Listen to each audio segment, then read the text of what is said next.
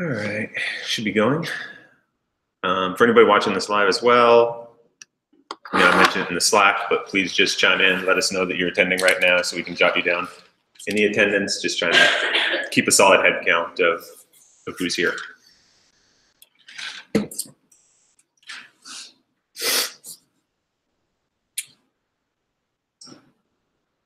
do a quick just poll out of the array homework that we had from the class before. And I know that some people haven't finished it, so don't feel intimidated or whatever. Who has finished all of that work? All right. Mostly people who had some experience already, it looks like, with coding. And people who haven't finished it, okay. That's pretty expected. So good to know. Just good to get a feel for. If you're online, you can chime in as well, letting me know whether you finished that or not. It was a pretty large problem set for new programmers. And also, if people noticed, there was, I think it was public, but somebody brought up that, the last couple classes going over arrays and functions have been more challenging than the stuff we were going over before. And so that just went ahead and started with this slide again, which is just reiterating.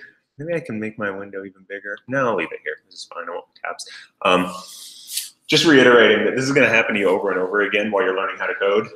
So we've started with some things that were pretty simple. We felt like you were starting to get results. You can do some addition. You can do these basic string operations. And then we started introducing arrays and functions. And you reach this point where it's like the complexity is really advanced. You're getting stuck.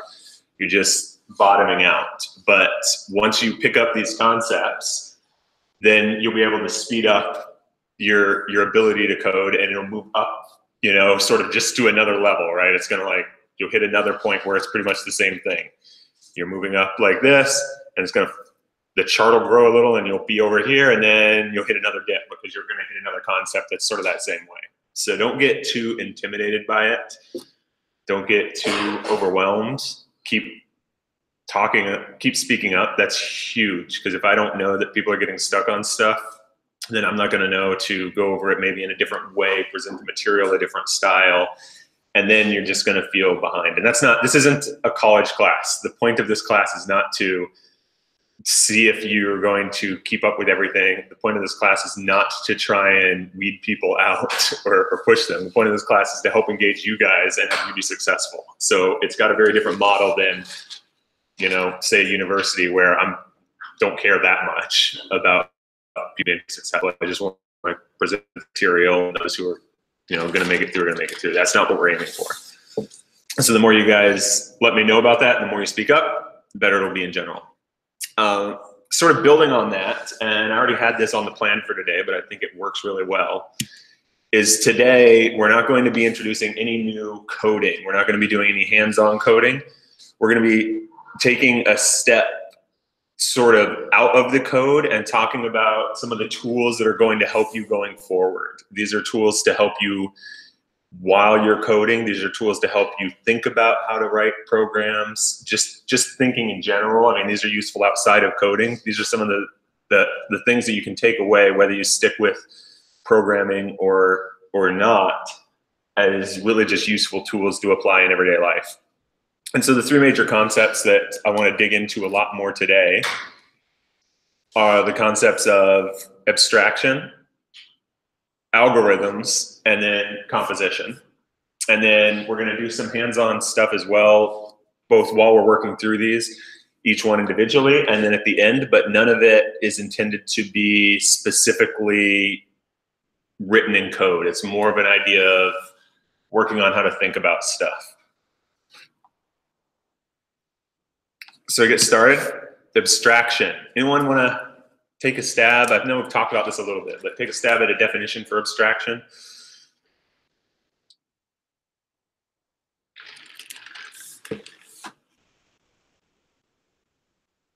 You got any guesses? Any thoughts?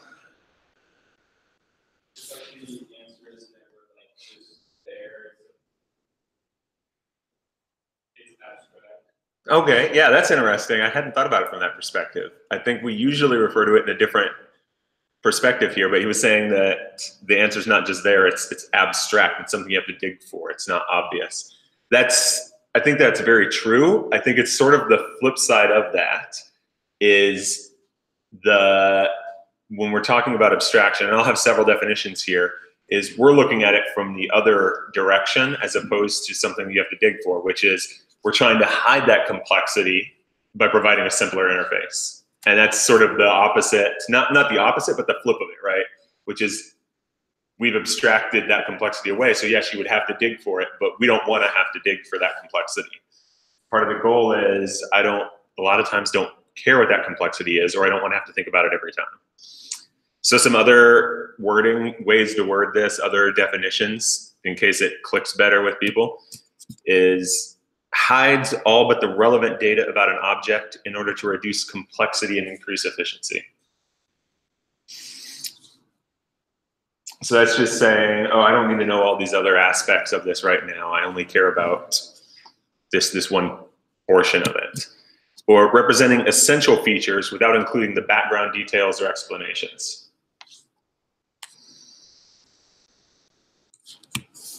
Or removing physical, spatial, or temporal details. So these are details, oh, in this context, I don't care about that. So let's pull those out, remove those. Let's not worry about those details.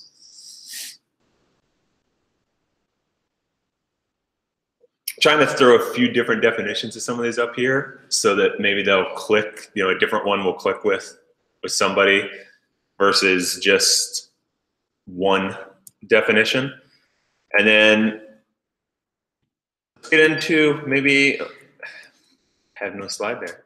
Let's talk about some examples. Does anyone want to, I know there's at least one, it's going to come up here, but I've brought it up several times. Examples of abstractions that we encounter. It can be in real life, it can be in code, it can be anywhere.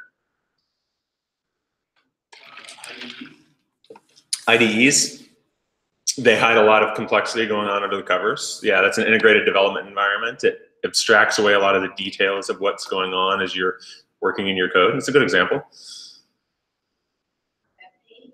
Oh, we're gonna come back to something like that. I got something very similar here.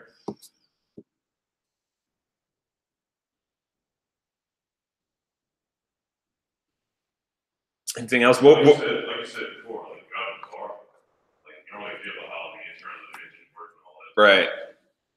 That's what I got here. Like steering a wheel, right? A steering wheel is a prime example. So I've got a link on here.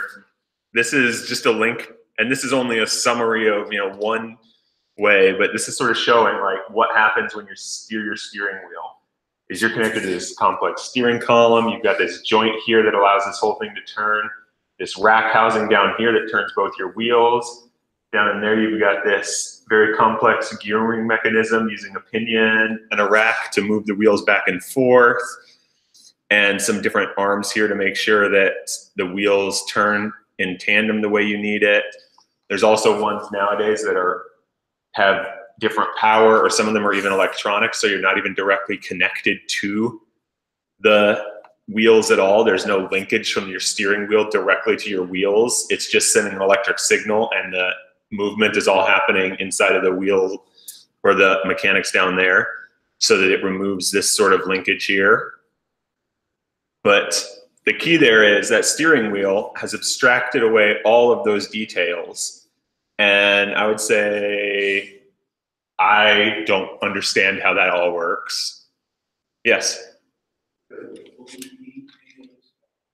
Could the what? The food we eat? In a sense, yeah, the food we eat is an abstraction of, right? It's this complex thing, but really it gets broken down into, carbohydrates and protein and fat, and that's what our body uses to run itself, right? So it's this complex, more fancy thing on top of just these low-level building blocks. Yeah, I hadn't thought of that. It's a good example. Another one, and I'll ask for some more too, so keep thinking, because I want to spend more time just thinking about some of this stuff so that we can think about where it shows up in real life. A video game controller is an example of an abstraction that most of us are probably familiar with. And this one's a little different, because when you think about a video game controller, you don't necessarily think that you're abstracting something away immediately. You think you're just telling something what to do, but you're abstracting away think about how different it is to play Madden with a video game controller versus playing, I don't know, Tekken or something, right? You're giving it very different commands. When you hit that same button on your video game controller, in one game you're throwing the ball or you're running, and in the other game you're punching someone or you're blocking. So you're able to use that abstraction, that common abstraction, to play each one of those games. Imagine how much harder it would be if every single game that you played, you had to learn a whole new controller each one, because, oh, this controller just works with this game. We've created this common interface for us to work with all these games instead. And then going back to a web page, another example very connected to a web page is a web browser is an abstraction. A web browser abstracts away all the details of talking to a web page, getting the information from it, pulling it down, rendering it into your computer, displaying it, doing the JavaScript, running the JavaScript code. Everything going on there is abstracted away by me just going to google.com, and that's all I had to do all of this other stuff under the covers. So it's really taking a lot of complexity and hiding it, more or less, in a way where you don't need to think about it all the time. So some of the benefits of this, and then we can talk more about other examples that we can come up with as well. Some of the benefits that we get from working with this is a common interface, that's that video game controller or a steering wheel, can be used to interact with systems that operate very differently internally. The video games are probably an even better example because they're so different in what you control. A steering wheel, it seems like you're doing something very similar no matter what, but it can still be very different. Like I said, some of them are electronic where it's not even connected to the wheels directly anymore. Some of them use the rack and pinion, some of them use different ways to control the wheels, but it doesn't matter because your interface doesn't have to change when you're working with it. An example of that, so let's look at an example of an abstraction we've already worked with, and in code, which is we've done, or you guys haven't maybe directly called it, but I've had code called math.random to get a random number out of our code so that we could leverage it, right? And this isn't, I had a hard time actually finding anything, but this is just a rough example of what an algorithm, not even written in code, sort of looks like for trying to actually get, and these aren't real random numbers, they're pseudo-random numbers. But this is what something looks like to try to get a pseudo-random number. There's a lot of complexity going on there, and there's a lot of different, this is only one example of a random number generation algorithm. And I'm glad that I don't know how this works. I don't know about you guys, but I'm glad that in order to get a random number, I don't have to write this out and understand how all of this works. It's all abstracted behind, I just call random. All right, you hit all those details from me, and what I care about is that I'm getting something that feels random out on the other end.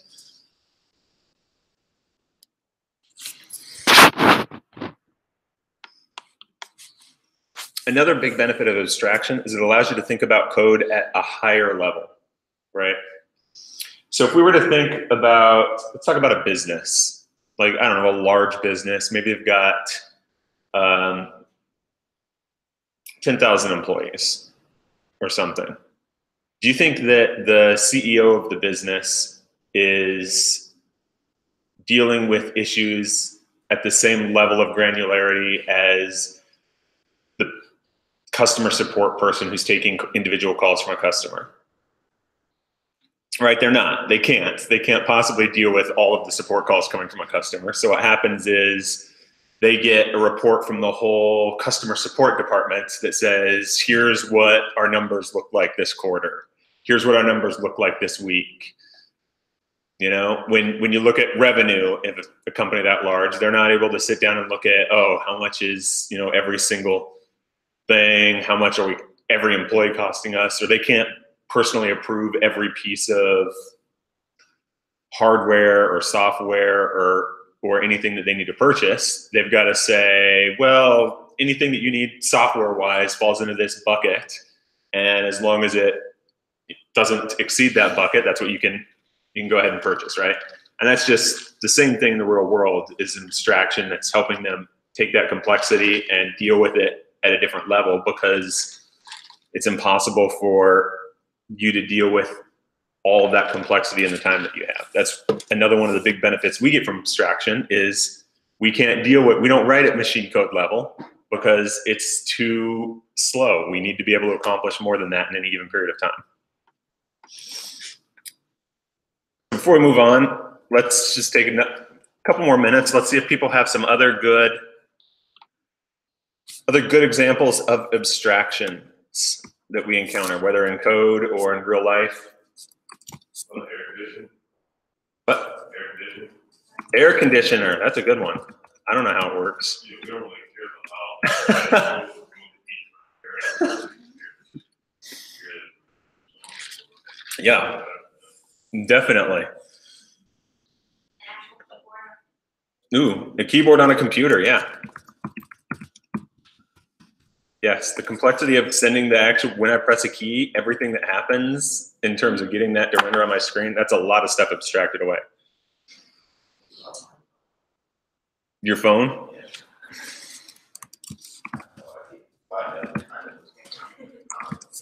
Yeah. That's good. Oh, I like that.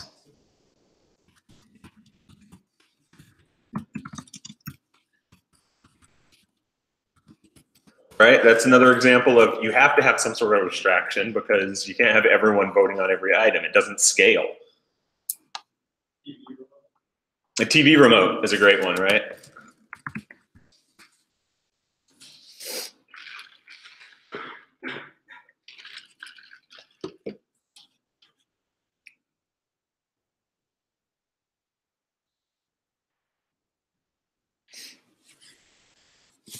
Anything else? We can move on. It's okay. I'm just, I want to get you thinking about how you interact with these things every day, because we use abstractions every day, but we don't necessarily think about it. In code, it's something that's much more concrete to think about. You'll hear it talked about a lot. You'll hear it brought up a lot. I want to abstract away the details of this. Can we just abstract away that so it's something we don't have to deal with? What portion of this do we actually care about right now?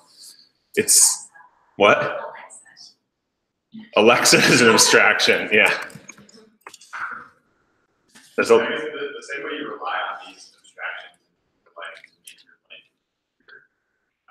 definitely make use of abstractions in code. Make your life easier. You wouldn't want to build scratch by yourself, because it would take your whole life to learn how it works and source of material. It's the same way you code. There's something that a random number generator or other function. Use that. Don't code from scratch. That would take forever. And delay yourself. Right. And building on that is, not only do you want to use the ones that are already there, but one of the primary things that you'll be doing when you code is building abstractions that you will then reuse. So one of the main things that you're accomplishing is, okay, I write something out, I solve a problem. Oh, can I make this an abstraction so it can be reused elsewhere? And then I don't have to solve that same problem again the next time that I'm solving that problem. I can just, oh, I've already got it. It's solved. I don't remember the details of how I solved it, but I'm good to go. So talking about the details of how you solve something, that's the second part of what I wanted to go over, which is just algorithms. And does anyone want to take a stab at a definition for what an algorithm is?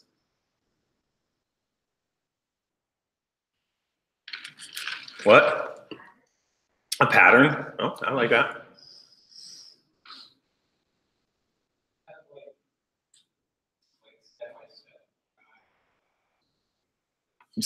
Step-by-step guide, yeah. What I have here is, oh, these didn't show separately. That's okay. Like a process or set of rules to follow to solve a problem, or an unambiguous specification of how to solve a class of problems. You know, that's sort of a step-by-step guide. So before I show some of the ones I have here, this may be harder, you know, and we'll do another round again after we've shown some of these where people might be able to think of them more easily. Had some examples. Anyone have examples of algorithms that you've used? It can be in software, it can be in real life, any sort of algorithms.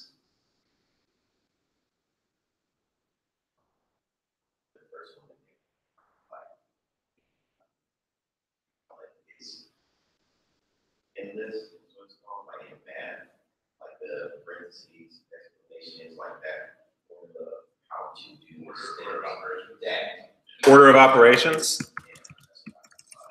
Nice.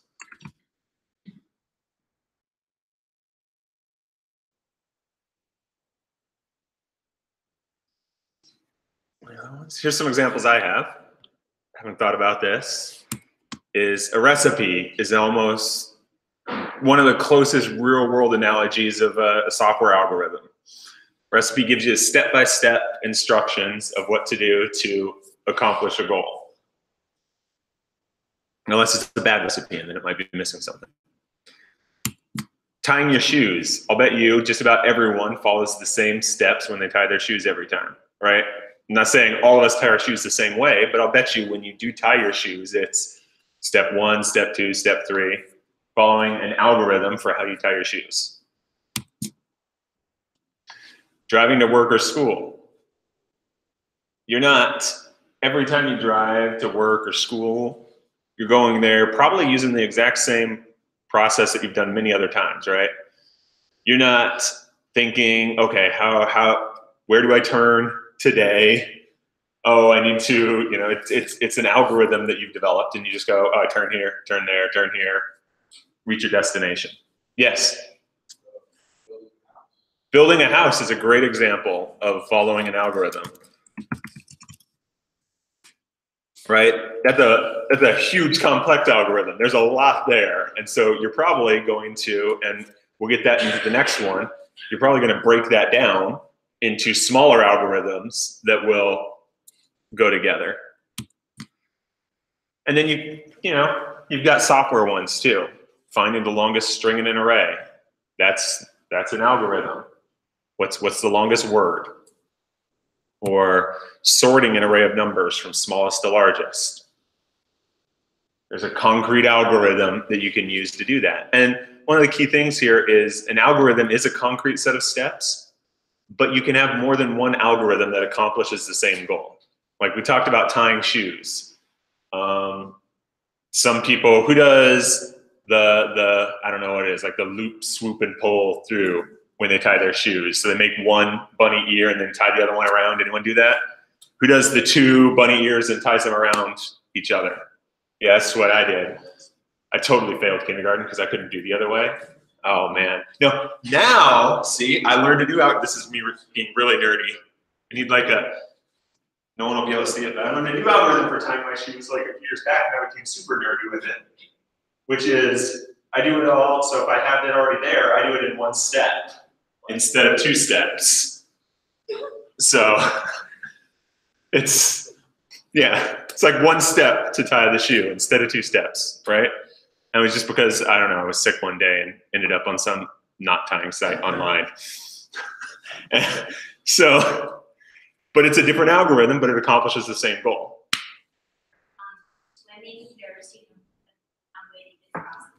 Yes, that's great, right? Each different, like a swim stroke is a different type of algorithm to get across the pool. Each one has a different algorithm for how you do it. It's a really good example.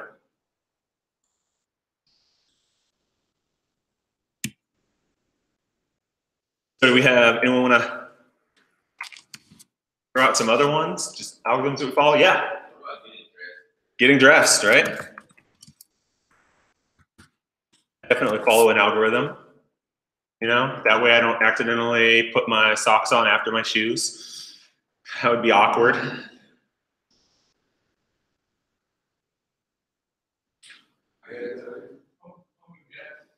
Pumping gas. You looking at my slides ahead of time? Okay, fine. We may come back to that. Oh, tying it, yes. That's an algorithm. My algorithm for that is search up the YouTube video every time and watch it several times, screw it up 4 times, and then maybe I'll finally get it right. Shooting a basketball. Yeah. Great examples. Ooh, yes, right? If you're working out, especially when you're doing these complex, heavy lifts, you want to be following a proper set of steps, because if you don't, you're going to throw your back out. You're going to hurt yourself really badly. Really good. What? Yeah, right? It's a very, very complex process. I'm going to for you. All right. So we're going to be working with these concepts collectively for pretty much the whole second portion of this class today. And that's what I'm getting at, is sort of learning how to use these to help you break down and think about problems. So the last concept I wanted to discuss before we start doing more of the hands-on bits is the idea of composition. So we talked about building a house is an algorithm earlier, but that would be a really, really complex algorithm if you did it just, here's your set of steps for building a house. And so instead, we use a compositional approach to do something like this. Oh, my slides need some formatting to make this better.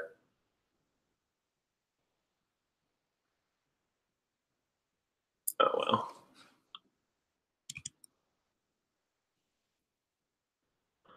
Fix it or not.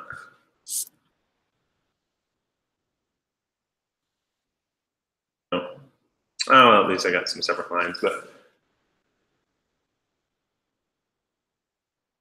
So here's a few different definitions for composition, which is using simple pieces to create something complex, or the nature of something's ingredients or constituents, a composition, what makes something up, or the way in which a whole or mixture is made up. So we'll request examples as well, but let's start with a couple that are just some good examples of composition. A symphony is a composition, right? You've got these individual pieces, and you can imagine, if you want to, that each score that somebody's following for their instrument is an algorithm. Here's your set of steps. And then you take those and you run those algorithms at the exact same time, and what you get is a composition, something that puts it all together into something larger than what you had. And then a very concrete, obvious example of composing something is working with Legos, right? You build something large out of something small and simple.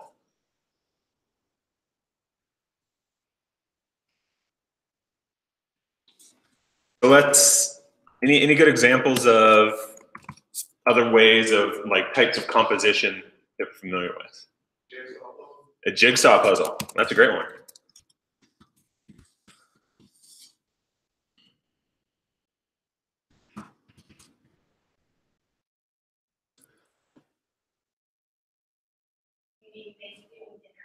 Thanksgiving dinner, right? The composition doesn't have to be all the same stuff. You can be composed of different types of things that go together to make something. Yeah. The movie? What? A movie, right? Yeah. And it's composition in a lot of different ways. It's composed different shots. It's composed of different scenes. You know, nowadays it's composed of your real shots and all the digital effects that go in afterwards to produce what you have. So.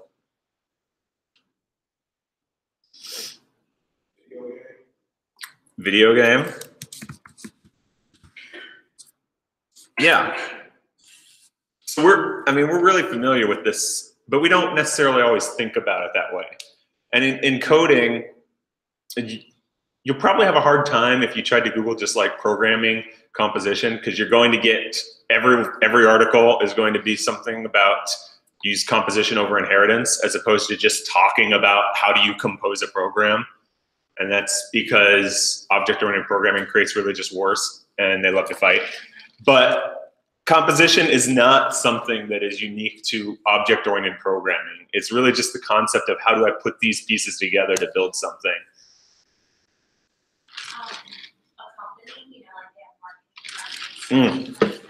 That's great, yeah.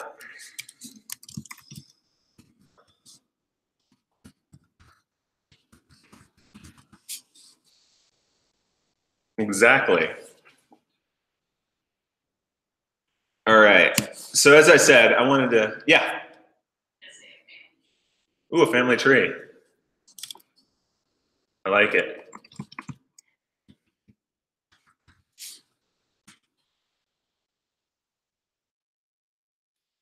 So like I was saying, I've heard that, we're in a challenging space right now. And one of the things that's going to be really useful going forward is trying to be able to step outside of the code and think about solving problems in general and working with that stuff, as opposed to just how do I put this in code. If you remember, one of the things I mentioned in probably our first class is, especially when you're new to programming, you're going to be dealing with two challenges, and that makes it more challenging for you than it is for somebody who's an experienced programmer. It's like somebody in, it's the difference between if you were trying to learn another language and you're trying to learn it here in America and you've been here for a long time, well then you're dealing with one major challenge, which is how do I speak this other language? How do I say what I'm trying to say? But at least the culture, the environment, all of that is something you're very familiar with.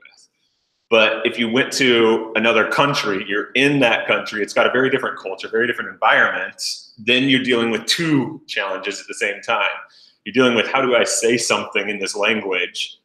And also, I don't understand even just how I'm supposed to navigate around and interact effectively.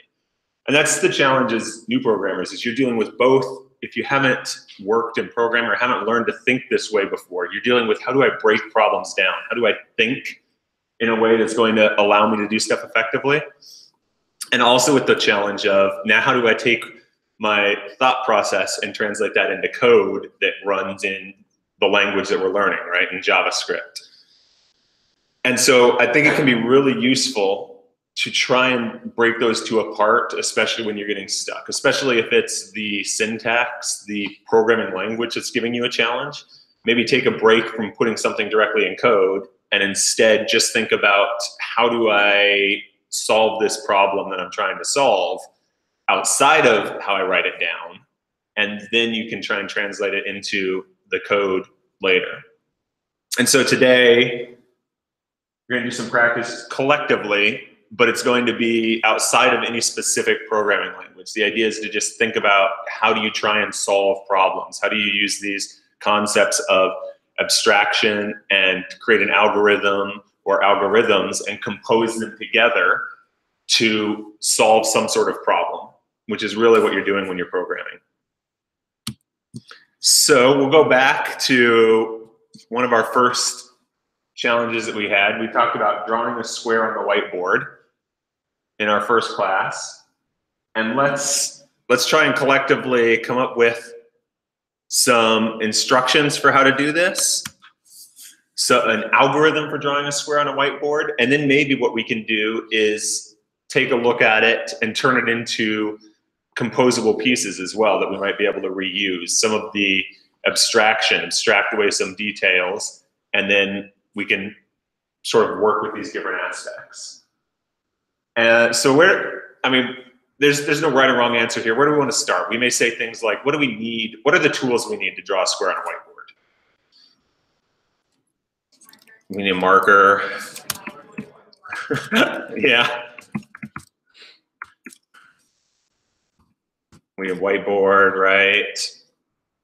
And this is, I don't know, I don't have a plan for exactly what I'm doing with this right now. I'm just trying to collectively do this, take some notes while I'm thinking through solving this, right? So we've got some tools that we're gonna need. A protractor. I'm gonna go with, let's say like in this case, I want it to be a really good square, so I want a straight edge. I don't know, make it a little more complex. A person, yeah, somebody, yeah. And I'm gonna call it an actor, so somebody taking an action.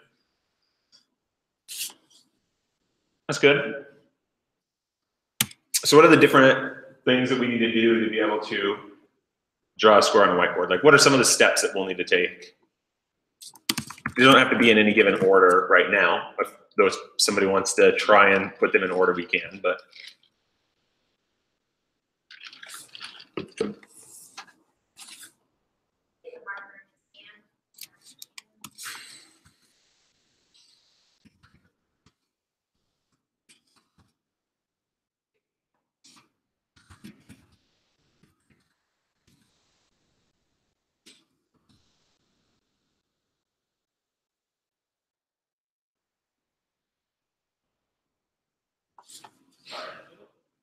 What's that? Start in the middle.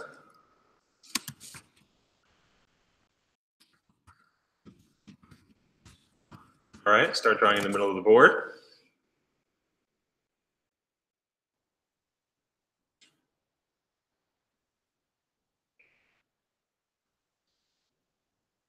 How are we using the straight edge? I don't know. Maybe we don't use a straight edge. Maybe that's just too complex and we want to keep it simple right now. I don't know.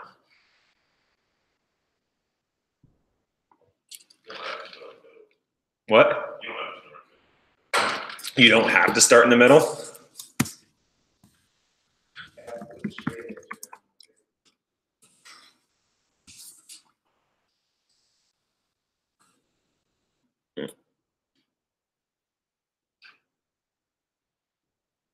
So what, I mean, we're definitely missing some steps. We definitely haven't drawn any lines at all. You say produce a straight line, but that in itself is an abstraction. No, there is. Yeah.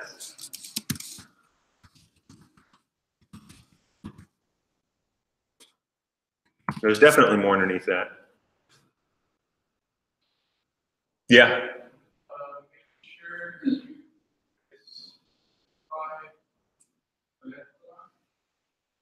Ah, yes.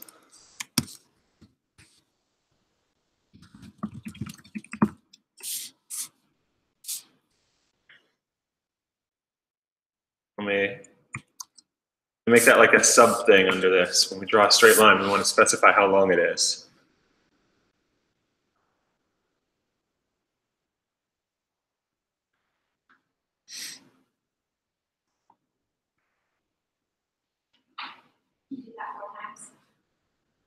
You can do that 4 times.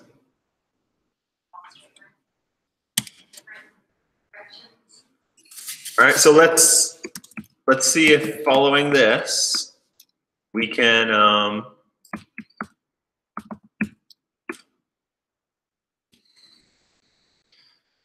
and come up with an algorithm for this whole thing. What are our steps that we want to take?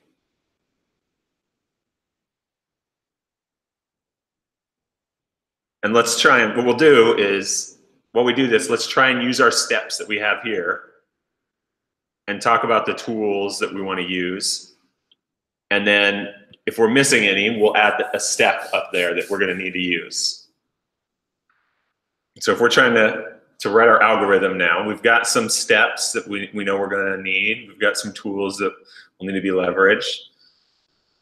So what do we want to try and do for an algorithm? We want to take a stab at a first action.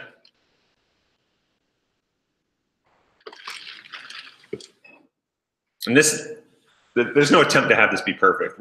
I'm just trying to have this be a collaborative effort. So feel free to say something. We'll just keep adjusting, tweaking it. If people want to keep changing it around, that's fine. How should an algorithm be different than the steps? Like, So I get what you're saying, right? Let's do this because in a sense these sort of got written in an order that works pretty well. We're gonna move stuff around to say all we were trying to do in there with steps was just have just think about what are the things that we're going to need to do, but not necessarily the order and how we do them. So the algorithm is where we're specifying, like, say, the order of what we're trying to do here. So I'm going to number, I don't know if there's an easy way to make these things numbered.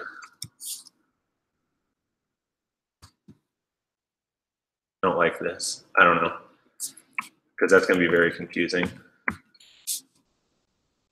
We'll just copy them down here.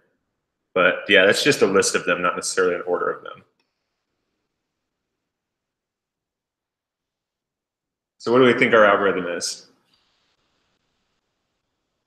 Yes? All right, so I'll say draw a straight line, fix the line.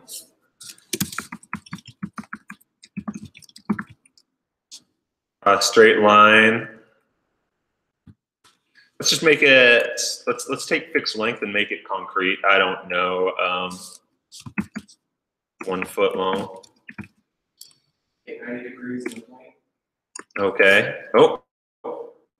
So if we had that, right, draw a line as one of the steps that we knew we would want to be able to use. But now what you just did was, you notice we had a step there that you just mentioned. We don't have listed as a step in our set of tools. We don't have that in our toolbox of steps that we can use yet, right? So it is probably the next action after we've drawn this line, but we need to first take a step back now and go, oh, okay, I want to take another action, but I don't have a tool for that right now. So I need to go define what I want to do, and then I can come back and use that, right? So we'll go back up to our steps and we'll say, what was that? It was, How you draw, well, what was that next step? rotate 90 degrees in the plane.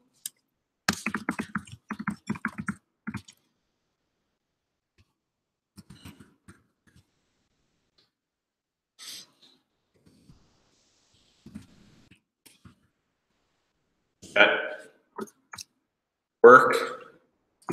All right. I'm going to be shorthand here for that instead of writing out the whole thing. And then So, all right.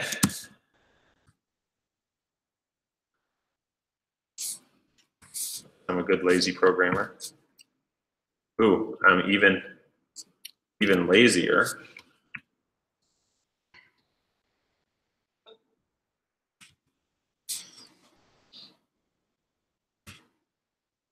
Just getting rid of that because we don't need it right now because we're not going on to the next thing. Are we missing any? Are any of our steps not in use right now? I definitely don't think we're using all of our steps that we have up there.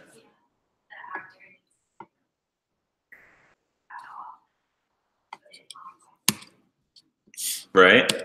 I'm going to put a little, just let me put one space here, but get the marker. Remove marker cap. So let me reword this one, if people don't mind, is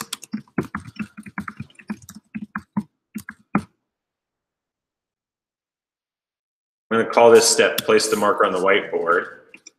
And then I'm going to put something underneath it, sort of like we did with the draw a straight line. It says indicate point on board to place marker.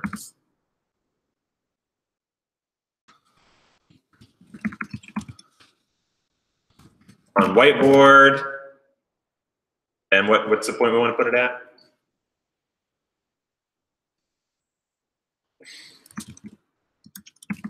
All right.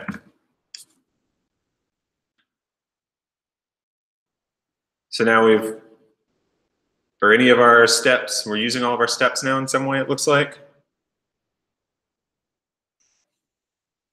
I have to have this one because that was the question, and we sort of addressed it by making this optional, right?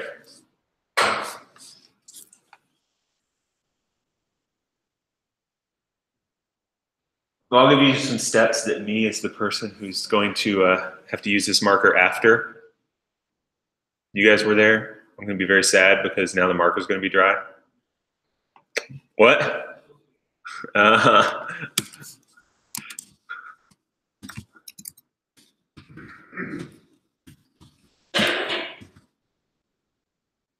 me reword this just so that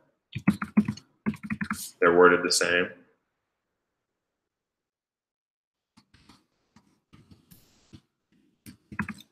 All right.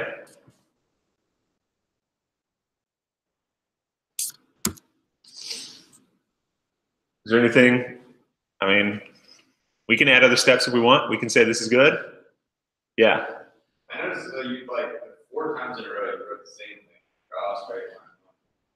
But it's kind of tedious. I was wondering if there's something you could do. So I don't have to write all that out.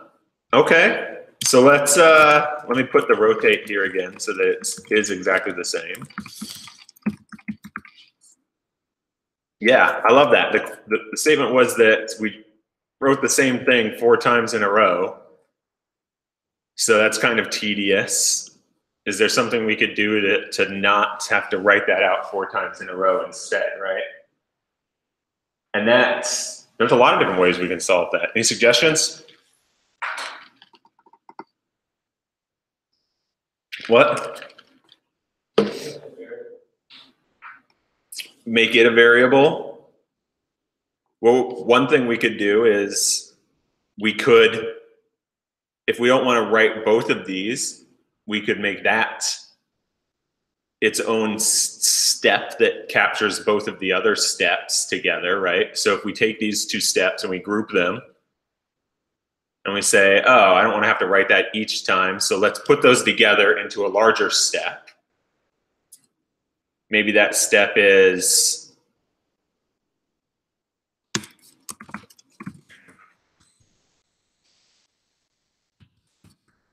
draw a line and rotate or something, or draw and rotate. What I'm going to do up here is take these 2 guys, sort of indent them to say these are part of this, and now get a little lazier. All right.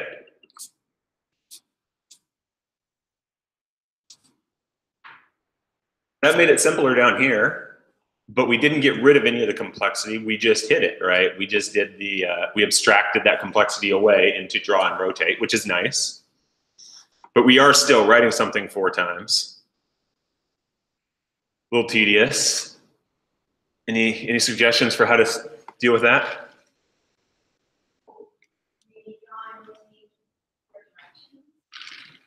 Draw and rotate in all 4 directions.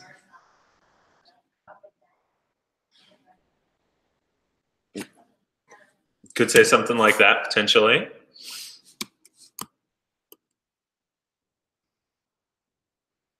Another option, what? I'll put a note beside short rotate, and that note say to repeat this step explanation all time. Okay. So let's try that. Like repeat 4 times, draw and rotate.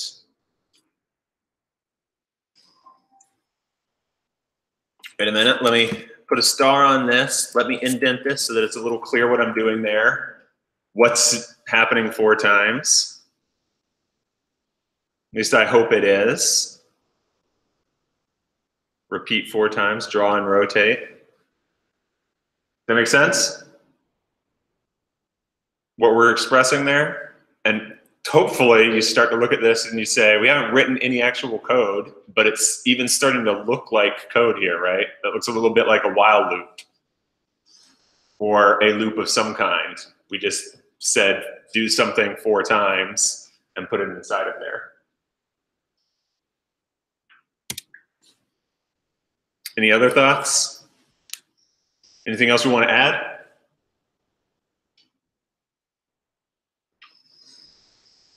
No? I think this is, I think this is pretty good, right? And this is the idea of learning how to think about this stuff. What we've got here, if we talk about some of those concepts that we discussed, and we may even break this down here more in just a moment, is we've got this abstraction. Draw and rotate is a great abstraction, where we've abstracted away the details into something that captures both of it. We've got some other abstractions here where what we did was abstract away, we have draw a straight line, but we abstracted away the details. We didn't have to write 4 different things that said draw a straight line in this direction of this length. All of that stuff was abstracted into it, and it was able to take that information and work with it. We abstracted away the detail of where do you put the marker on the whiteboard, in a sense, by having something more generic that we could reuse and work with. I'll put the marker on the whiteboard, and then we just tell it that detail when we need to work with it.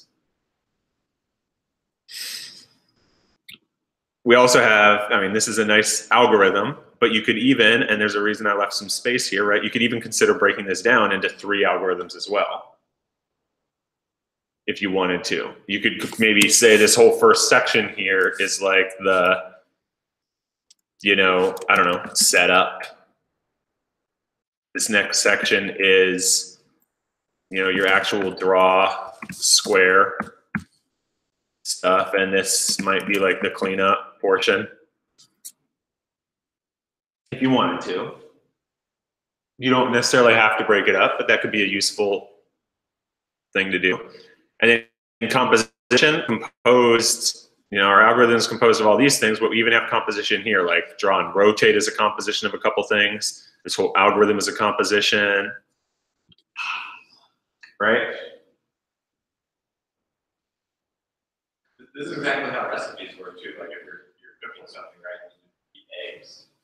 The recipe doesn't, it sort of abstracts away things that like you should already know how to, or presumes that you know how to do, right? Like it knows that, you know, eat an egg means take an egg out of the carton, crack it open so that you take the yolk out, and then like mix it or whisk or something. And then it doesn't, if you have to eat 4 eggs, it doesn't say eat an egg, eat an egg, eat an egg, eat an egg. It just says eat 4 eggs. So like all this stuff is sort of encapsulated in how recipes work. So when you're coding, you can kind of think like that too. Like try to make use of abstraction and also make use of the repetition so that you don't have to write the same thing over.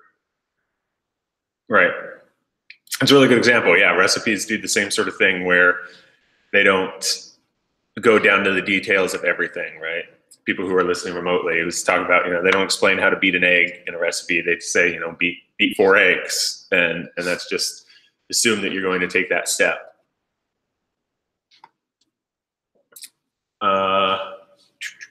All right, I like this one.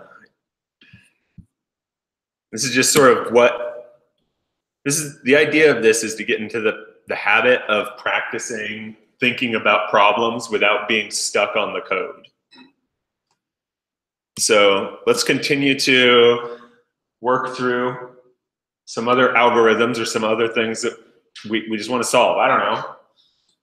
These are all, I think most all of these are real world ones, and we may have to, you know, you can't go down to the exact minutia of all of these. We'll have to decide what level of abstraction we want to ignore as well below what we're doing. After this one, we can take a short break and work through a couple more if people want, but let's try choosing a banana at the grocery store. This will be an interesting one because me and my wife have entirely different opinions about what an appropriate banana is. It works really well though, because, you know, as long as they're mostly green, she likes them. And then once they have like 2 flecks of brown on them, she's like, ah, the banana's done. Get it out of here. And I'm like, the banana is almost ready to eat. So, did you have something? Well, I was on what you were saying, like, not choose out of the banana. How soon I will eat. Yeah, right? So this one's a little more interesting, I think. Where do we want to start? Any ideas? Yeah. That was it for me. All right.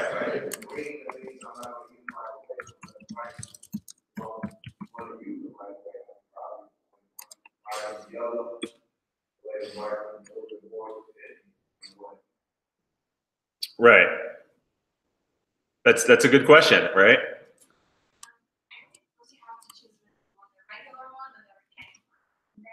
Ooh. Good. I didn't even think of that. Regular or organic? Any other? I'm just throwing some notes on here right now. This is not an ordered step. These are literally just what things would you have to consider? What are steps? What are thoughts?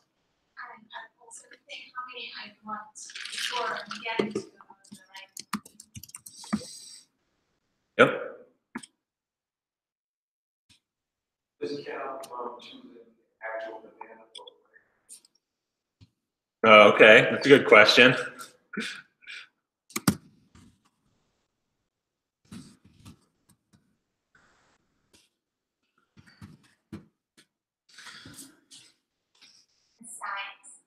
Size.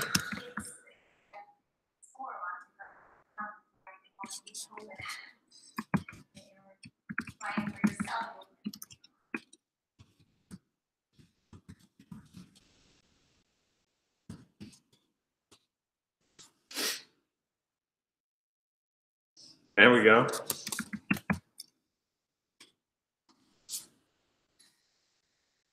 Maybe I'm gonna put a subnote under there.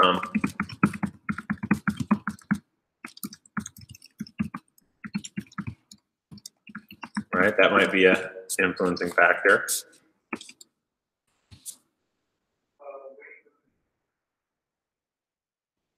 Weighing the banana to determine the price. What place sells bananas by weight? Most of them don't. Usually per banana, I think, but that's a good one. Do they sell them by weight? Man, look, I don't even know.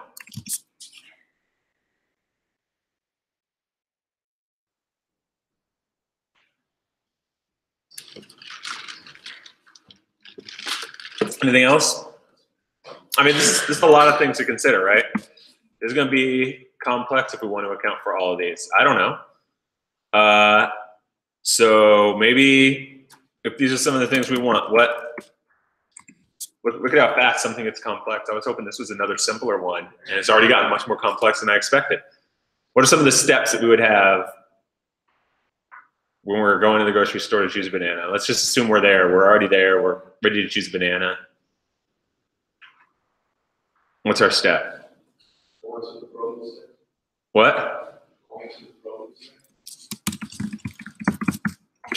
have a lot of information, the price, the weight, the value, or like assessment of science or something. Right.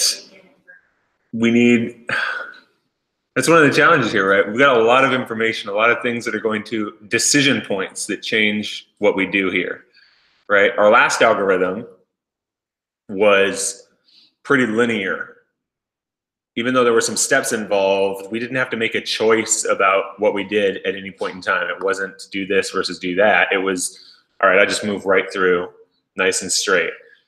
This one, we've got a lot of different choices to make. So let's, for the sake of having something that is not too complex here and that we can work with, let's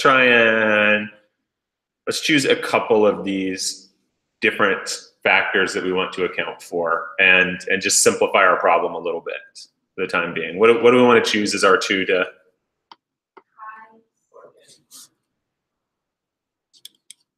Let's skip right over ripeness. Oh my gosh. Maybe if I'm organic, non-organic is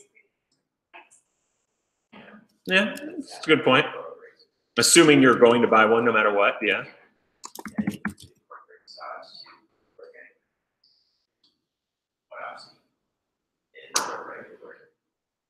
It's true. Well, I'm going to say ripeness. I think that matters. So we're going to go with those two, if that's okay. That way we've got a couple factors, but you can see how we could add other ones in as well. All right. So if those are the two factors that we want to account for when we're choosing our banana, what are some of the steps that we want to have? We want to go to the produce.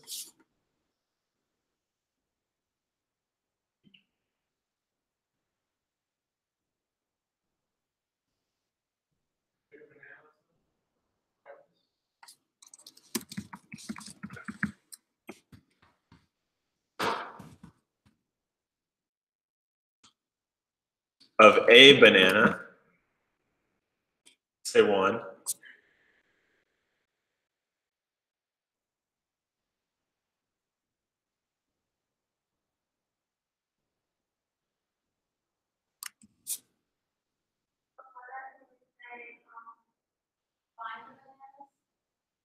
And find the bananas? Yeah, we could.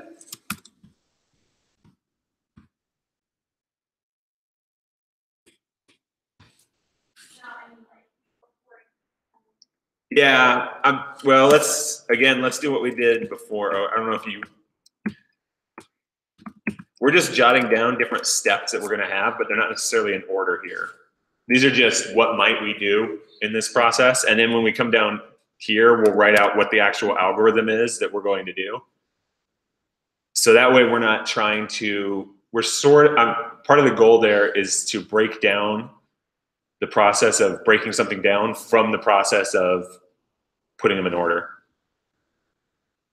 So evaluate the price if there's different like price points.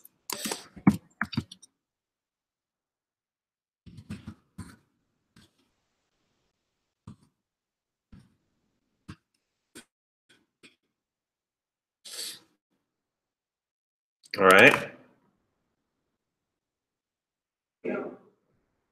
Weigh it.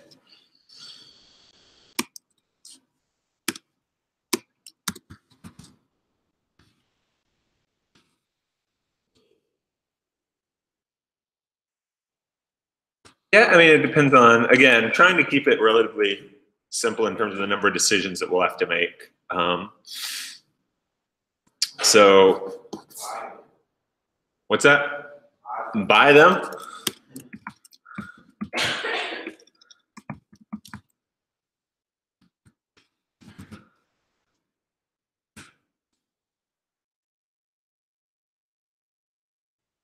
All right. Yeah. Apparently you can also go to Amazon.com, search for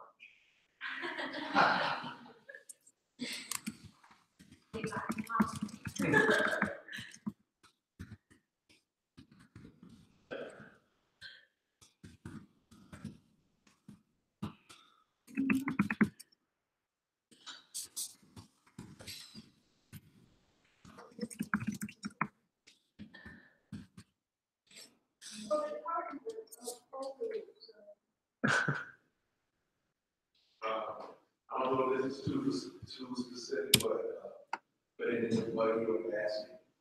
Put it in a basket? Sure, yeah.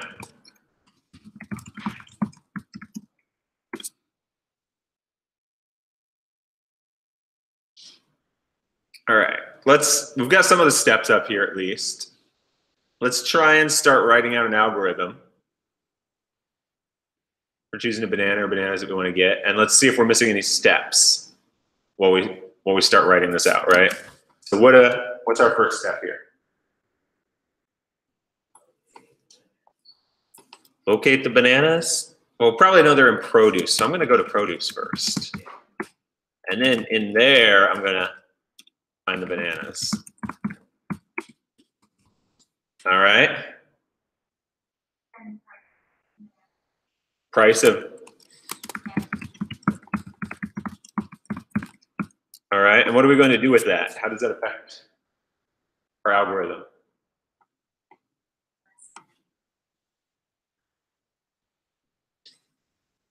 Yeah, we didn't totally capture. We know we want to look at the price and we want to get that information. So let me change this to say get price of different bananas. But we don't. Right? Want to go with the cheapest in this example?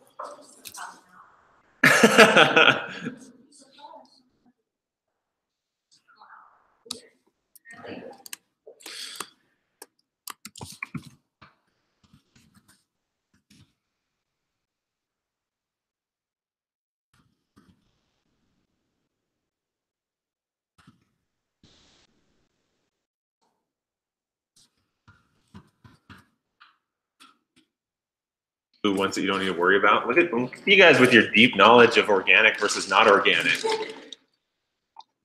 I'll be honest, when I go to the grocery store, choosing organic versus non-organic, it's a flip of a coin. It's the same thing when you go and they're like, would you like your receipt? And I'm like, go ahead and flip a coin and just, you know, if it lands on heads, give me my receipt. That's really how I decide every time. Ooh, I don't care. Yeah, yes, no, yes, no.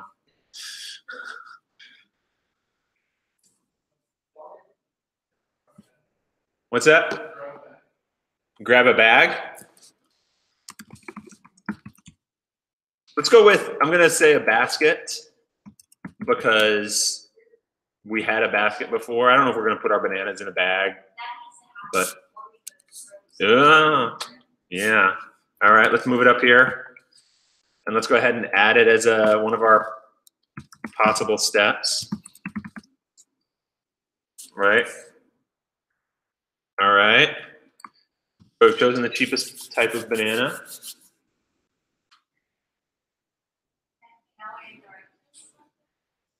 All right.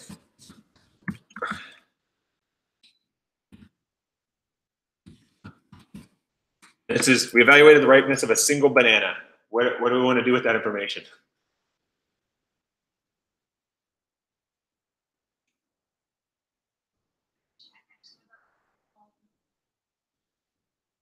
Oh, we got to do it one banana at a time. I'm making your life hard. Are we going with green or yellow? I don't know.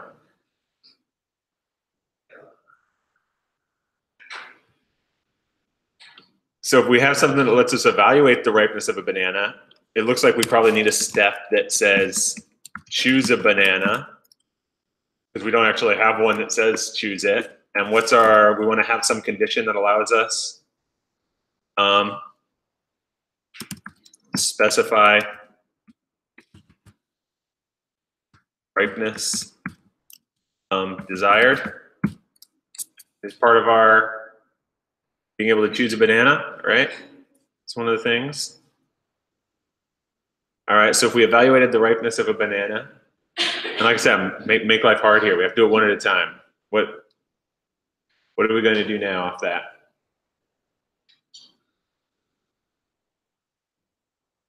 You don't usually choose the ripeness of one banana.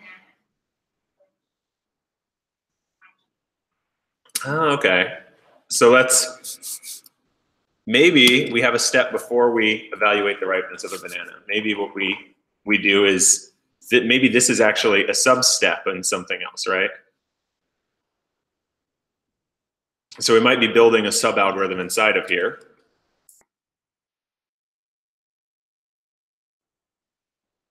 Let's just assume, I'm going to make life easy there, that we're going with just, I don't know.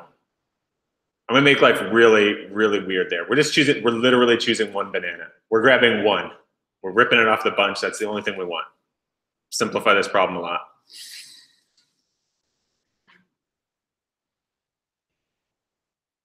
So what's our process if we're just looking for this just one banana out of there that matches our criteria? Because we're going to go eat it right now.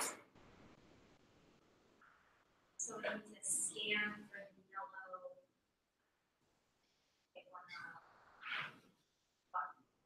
Right. And so what I'm going to do, what I suggest here is we can group all of that under this sort of sub-algorithm of choosing a banana. And maybe that'll take some of these other bits in here and capture them. So we have this choose a banana sub-algorithm. Let's define, what do we want? Do we want a green one? Do we want a...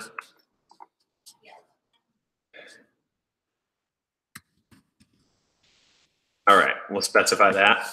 So what's our process?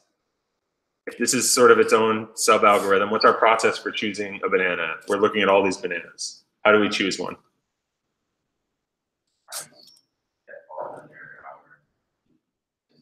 I'm being a little, I mean, we could structure this a lot of different ways. So let's say we've already decided the price. We chose the cheapest group of them, so that's already been decided. So we're looking at just one section of them, one type of banana. What's our process?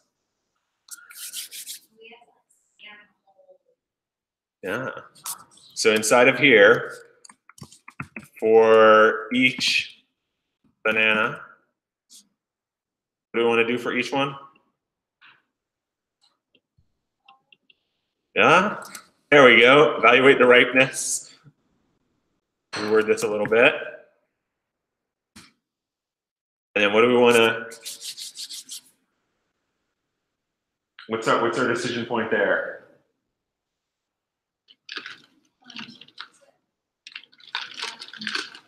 What?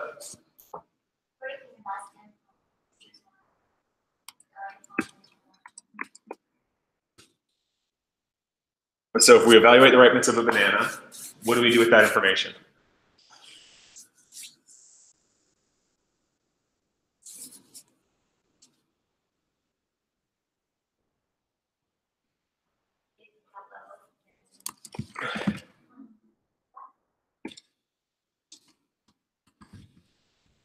As long as it's the first yellow one, you don't have to keep going.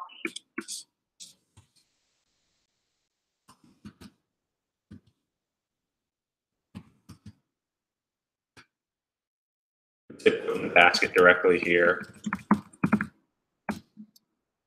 You know, that's jumping almost outside of this very specific bit, but it's okay. All right, does that look like a logical set of steps? That's what we want. Now what do we do? Buy it? All right. Looks like a decent algorithm to me. What do you guys think? I mean, obviously there was a lot more stuff that we talked about at the top as possible considerations. So we really simplified the problem set so that we could solve it here, as opposed to trying to deal with something as complex as it could possibly be.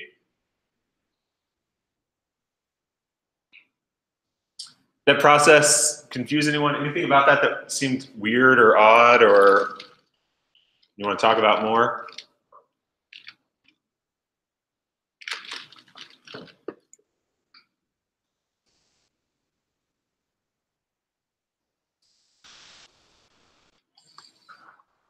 All right.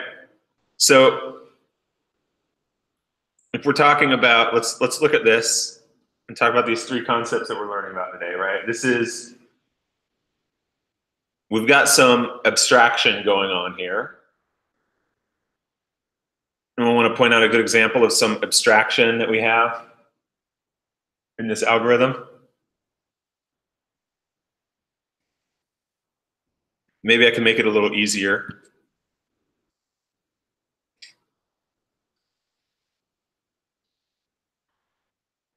What's that? That is the abstraction, right? Whole set of abstractions. The whole thing, I mean, there's a, Well, that choose the bit, like, Yes. everything that was under that. yep, the choose a banana is an abstraction, right? We hid a whole bunch of details under this much simpler interface. There's a lot going on, and there would be a lot more there as well. We just abstracted it all away into this simpler, oh, choose a banana, specifying what I'm looking for here, right? All right, what about a good example of some composition going on in here?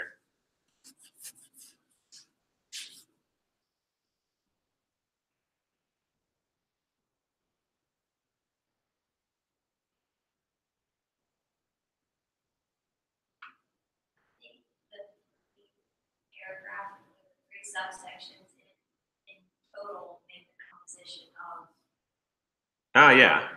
The fact that these are like sort of separate sections, yeah, we've composed this larger algorithm of you're at the store and getting a banana out of these other pieces that we've sort of put together to build something, right? All right. And then, well, we've got an algorithm, so you know we don't really have to hammer that out. So I'm gonna take a break, and then if people want to hang around, we can do some more. These may get even more abstract. We may not be able to get into the exact details, but the gist of this is to really practice, and I think it works well to do it collectively, but practice thinking through breaking down problems, practice thinking through like what steps are involved, how do I compose those steps, how do I work with this stuff outside of putting it in code so that you're not frustrated with syntax at the same time that you're trying to work on how do I think this way. So let me see if I can find this video that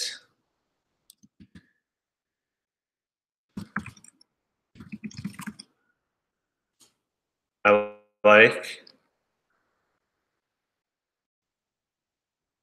I think it's a Mustang. Let me see here.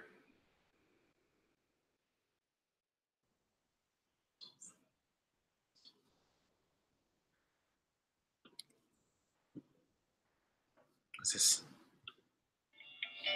gonna work? This is sort of an example of composition. Let's see if it, oh no.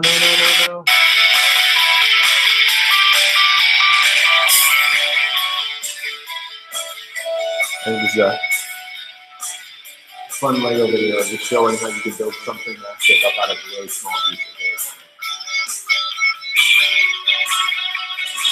And actually, I mean, there's a lot of programming that people will use Legos as an example for, an analogy for. There's even things like front-end design, a front-end design framework that uses Lego bricks as the idea for how to put together a web page. So, all right, let's take just a few minutes. Again, if people feel really comfortable with this, like, oh, you've already nailed this, you've been doing this because you've been coding for a while, you can feel free to head out. We won't have anything specific to this, but I will be sending out a link to the repl.it site for the class probably later today. I'm still adding a lot more to it. There's going to be stuff added to it over time. But I'll be getting that out. I want everyone to get signed up, and then that'll be hopefully where we can do a lot of that homework from going forward. But take a short break, come back and try and work through some more of these just algorithms if people want to. I don't trust this. Turn the whole system on.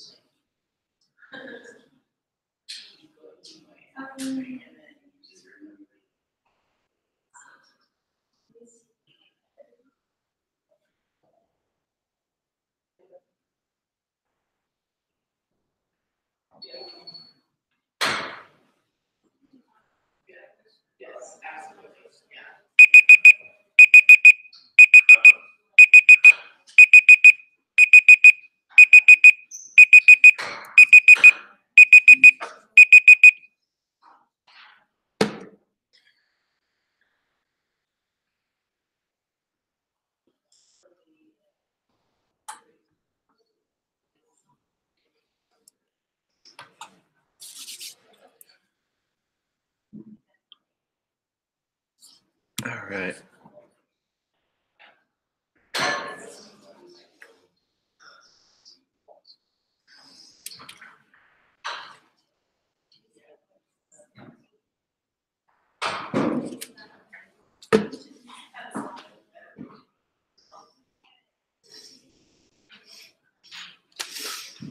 There you go. So you were cheating earlier. Next example, it's like, how do you fill the gas tank in your vehicle?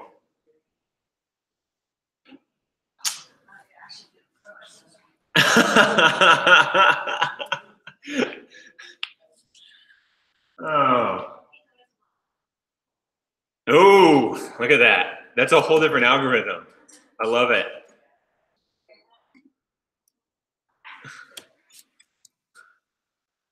I'm gonna put some spaces down here. I'm gonna say we've got multiple algorithms. Algorithm 2 is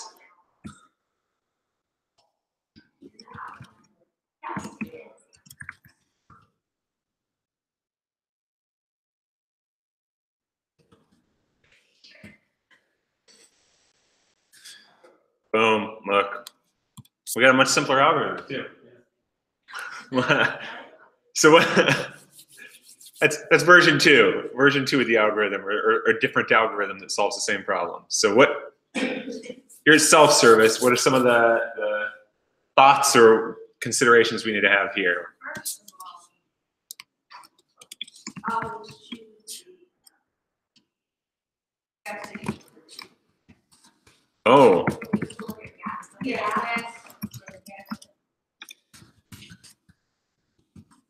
yeah, that's a good consideration. Anything else? Thoughts, considerations? You notice I haven't even put them in steps yet. I'm just jotting down anything that we think of. My experience was, I don't like takes on tables on. You have to choose the gas station. Turns on.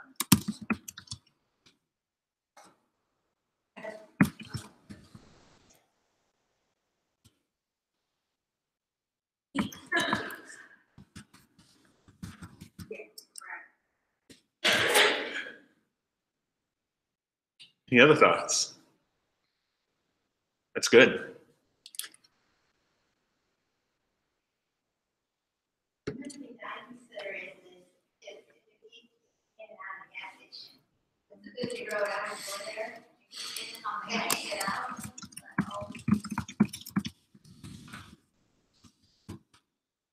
Right? Amazing how many things we actually consider when we're making this choice. Is it busy right now? Let me say it this way. Reword that a little bit. I have to wait for a pump.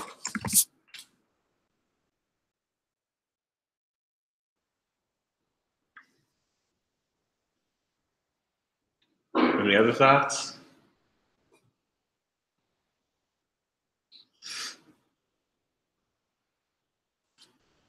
Put another one up here.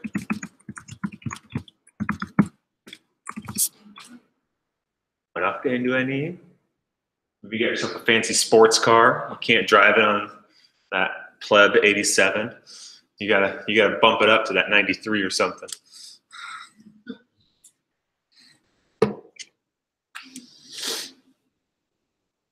Any other thoughts?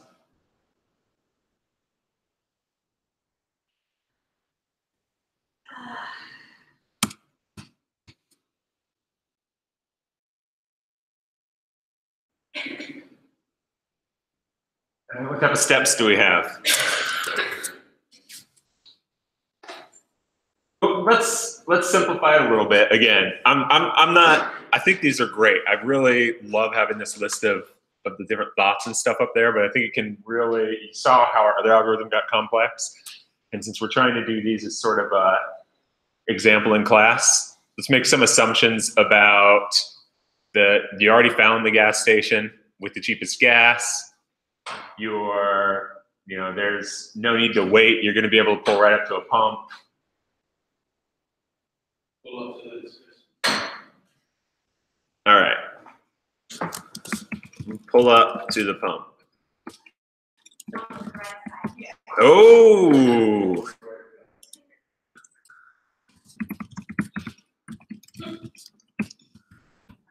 There we go.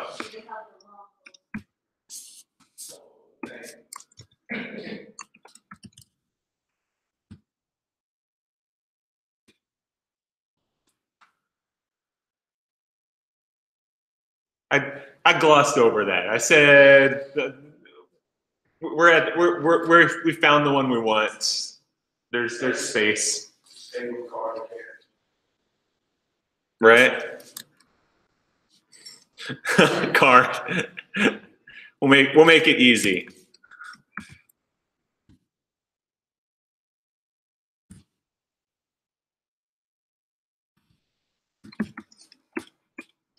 All right.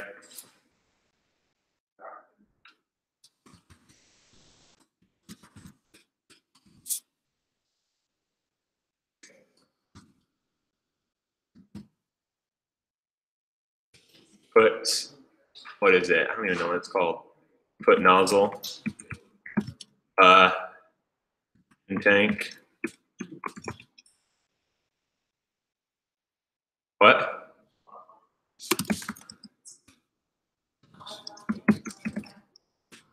What's that? Oh yeah, are we gonna lock it or not? I don't know. Maybe fill it up. What? Are you gonna fill it up? Ooh, that's a good question too. Yeah. Yeah. Before we open, after we want to make sure right after we pull up to the pump that we're turning off. Oh. Some people leave their car running. Yeah, Turn off your car. yeah. Yeah. And these aren't in order right here. These are just the steps. So that's a good one. Exactly, right?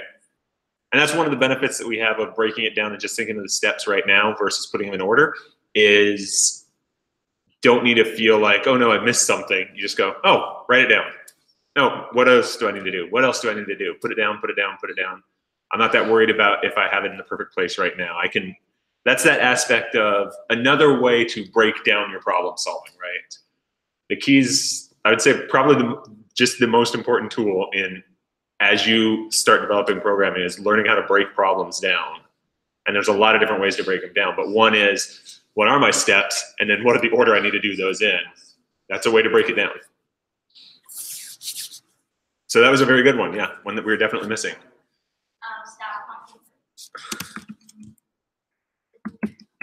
Stop bumping, yeah.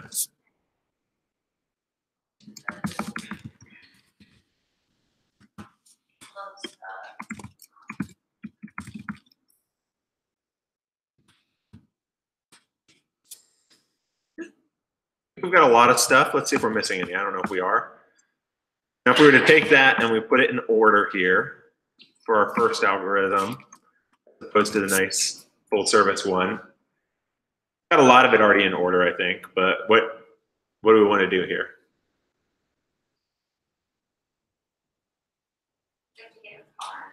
I have to get a car? No, I mean, pull into the. Yeah, the pull up. So we're going to assume I think it's on the right side of the car. I don't know. It's made a specified. That's just allowing us to specify where it's at so that we know how to pull up to it.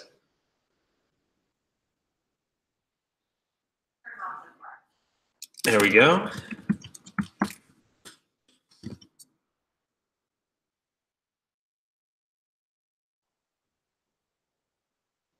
What do we have next? I'm gonna put a space here, but it's not for the same reason as we've done before. This is just for an entirely different reason. So don't read into this and I'm saying this is a sub algorithm or a sub portion. Maybe I won't, so it's not confusing. I'll put it back up here. But what's our next step?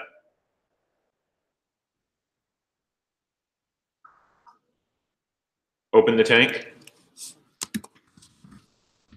right?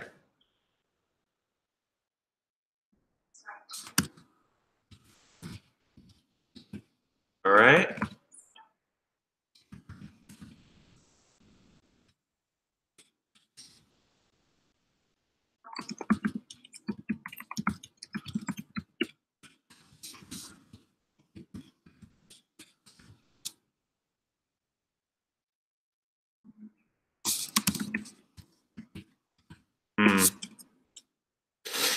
I have no idea how long I pumped for. How long was that gas pumping?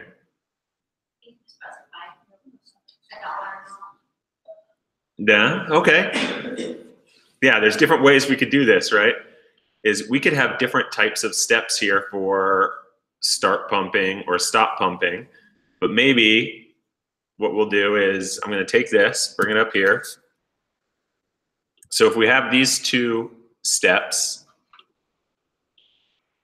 we could group them in different types of steps for how we want to group them. So what might be, you said pump certain amount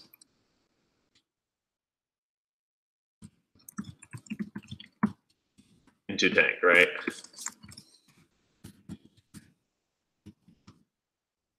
It's the dollar amount, right? And so if we were to take that down here, what you do is pump $20 into tank, right? And the way that you do that is you take these start and stop pumping, which are individual steps, but those are going to be in one case. I'm gonna write this just a little differently so it's clear.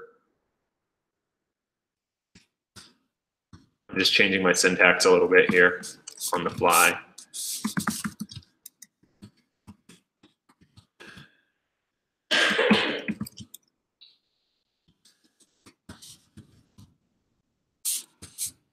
What I've done is I'm just using these generic versions of these, but I'm putting them into another step that encapsulates that logic or abstracts away some of that, right?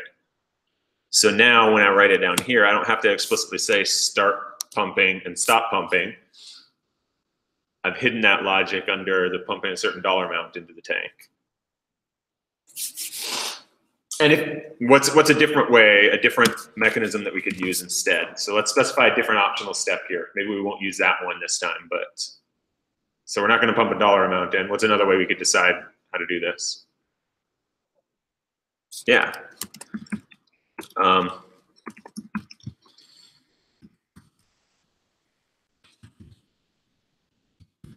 Right?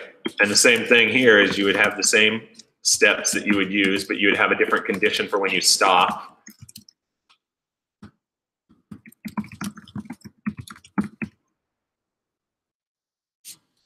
You can imagine other variants of that, right? So, all right, what's our next step in this case, though?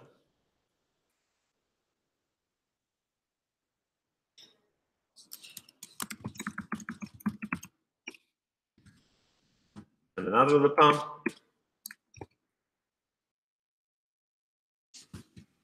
Close the tank. Yeah, we didn't have that there, but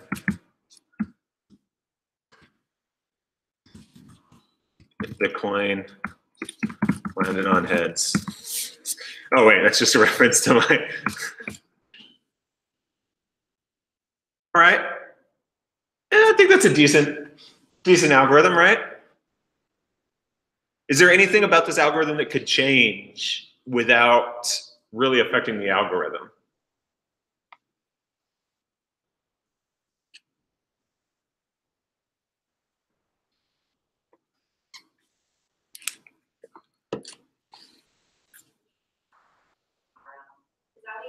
No. Let me ask you this. Is there anything that could be reordered? Could you do any of these steps in a different order, or is this the only order that you can take these steps in?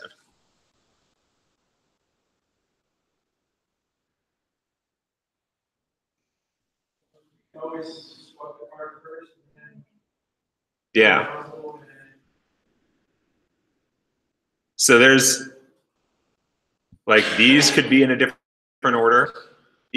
Even this could, although you could say this has to happen before you start pumping.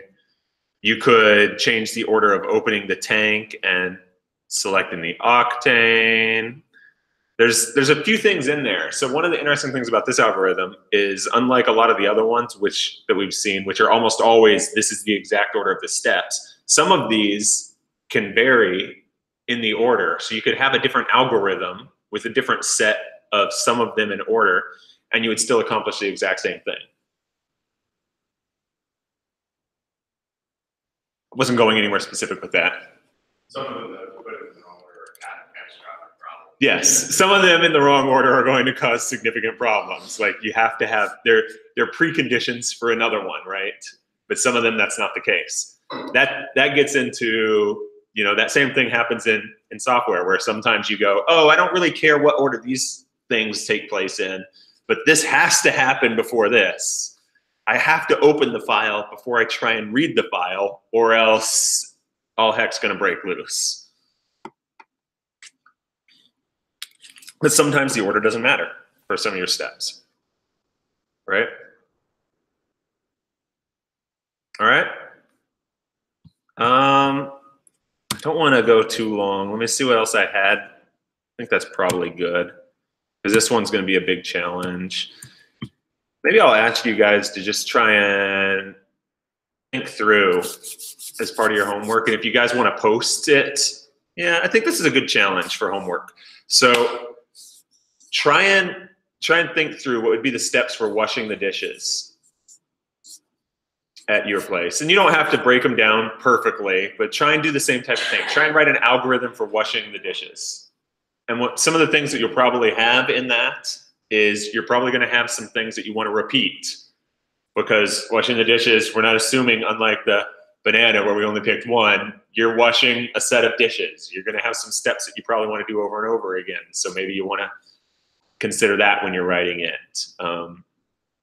You know, I don't know what else you want to consider, but since we don't have a nice place to post just freeform something along those lines, I encourage you, when you've come up with something for this, post that right into Slack. Just post your algorithm for washing the dishes in the Slack channel, and let's see what different people come up with, and let's have a conversation about that, because that'll be, I think, really interesting to see what different people thought about, what the constraints were, or how they considered the different options.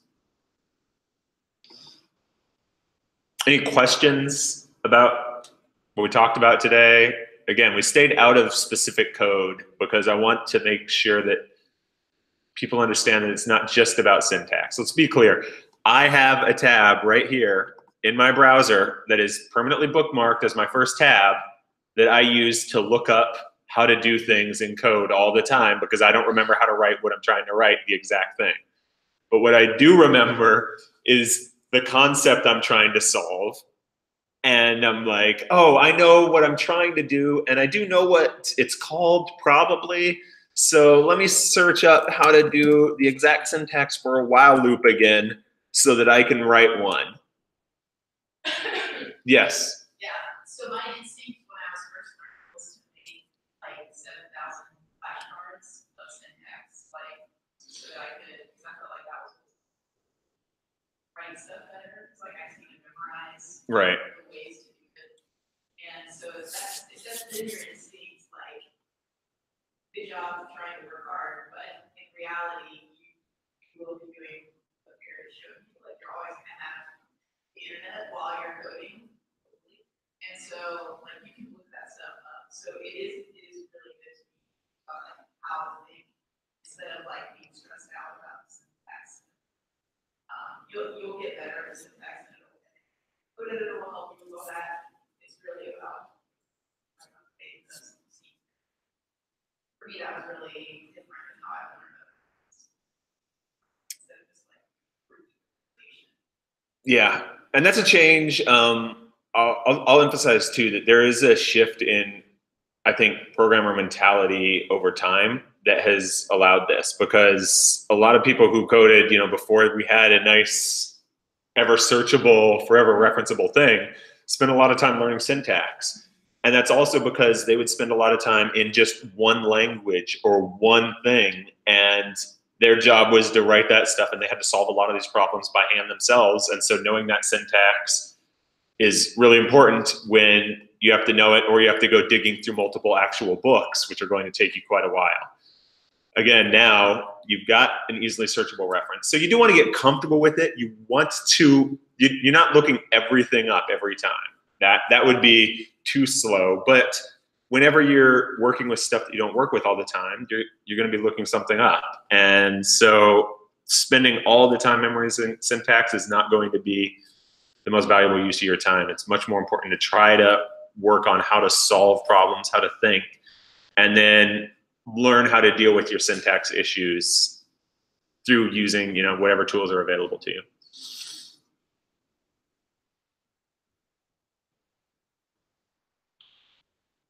All right, I got nothing else for today. I'll send out the REPL.IT link sometime and start getting people signed up and getting homework through that as well. Otherwise, let's see your algorithms for washing the dishes sometime. Yeah, I mean, when you get around to it, I'd love to see some of those. Talk to you later on the video as well. Bye.